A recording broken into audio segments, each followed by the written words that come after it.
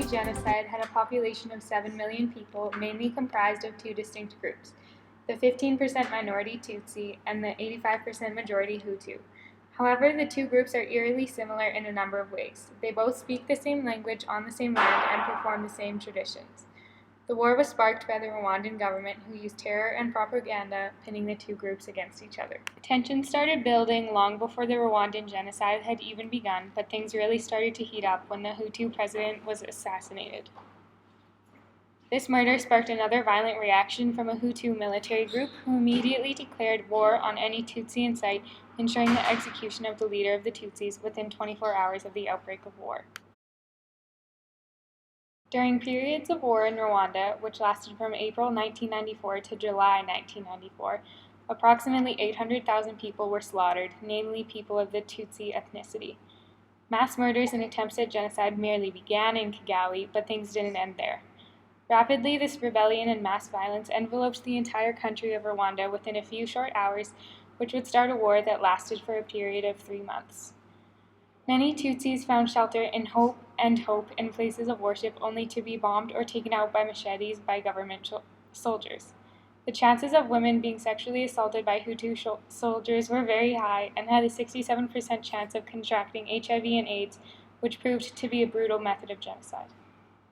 The government actually encouraged citizens to engage in murderous activities against Tutsis, as the leaders believed complete and total genocide of the Tutsi people was the only way to keep their power. Ordinary and innocent citizens, including women and children, were being forced and sometimes bribed to kill their friends and neighbors. Eventually, in July of 1944, a ceasefire was demanded in Rwanda, only this merely just meant the end of the genocide. The battle never ended for some. After July, upwards of 75,000 children were orphaned, 50% of children had to give up schooling in order to survive, and 40,000 people were left without homes. Our goal is to create an informative and interactive exhibit that will give you two perspectives of the Rwandan genocide. We want to make you feel like you were really there and understand the importance of this crime against humanity. Our exhibit will have three main sections. You will first enter in an informative center on the Hutus and Tutsi background, an explanation of the genocide. Why did it happen? Who was involved? How long was the war for? All questions that will be answered through our easily readable and accessible posters. There will be pictures of child soldiers, mass murders, and leaders displayed on the walls.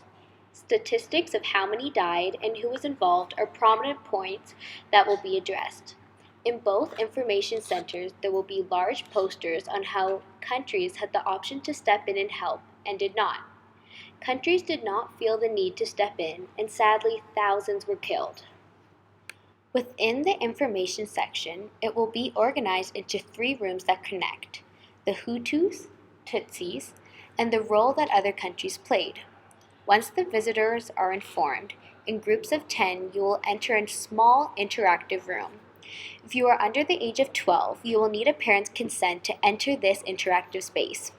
You will first go in as a Hutu, and then once the show is over, you will enter an identical room, but this time as a Tutsi.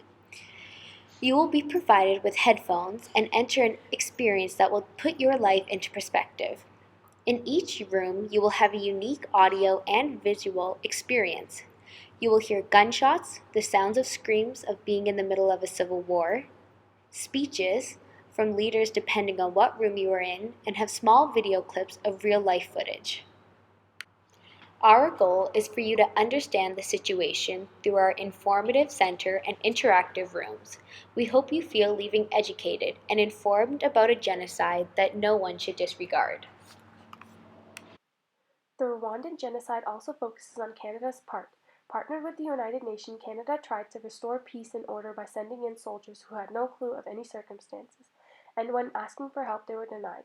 This may cause activists to stand up and fight for the loss of these Canadian lives due to the carelessness of the government. Outbreaks like these also may occur from a political and economic perspective by putting spotlights on the fact that the government, after failing to restore peace, still continued to trade relations, overlooking the inhumane acts being done. This may also cause them to evaluate their foreign policies with Rwanda today. The Rwandan genocide, like any other genocide, was clearly an inhumane and cruel crime against humanity. Although, what makes this one different from the others is how preventable this could have been if the United Nations and governments around the world were to have got more involved. Due to this museum should welcome this piece of history as something that could open up the eyes of many people. It should take advantage of the opportunity to enlighten everyone about a significantly disturbing enormity. Everyone living today should be aware of this massacre so that together we can prevent anything like this from ever happening again. Since no country felt that they would have anything to gain economically by helping Rwanda in the battle between Hutus and Tutsis, no one helped them to end it. Informing people of this could easily stop another genocide from occurring. Learning about these mistakes could potentially disallow history from repeating itself.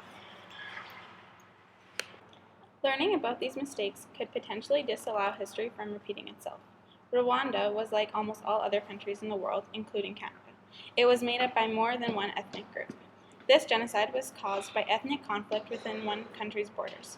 When other people see discrimination, they feel it is okay to treat them less than others, and can eventually lead to a certain group being overlooked and marginalized. By showing people how being discriminate toward other races has led to a genocide of almost 1 million men, women, and even children being tortured, raped, and killed, could overall inhibit another one from occurring. In conclusion, the Rwandan genocide could have been easily prevented, and everyone should be aware of this. So you, as the Board of Directors, should take this opportunity to inform people of this vile crime against humanity.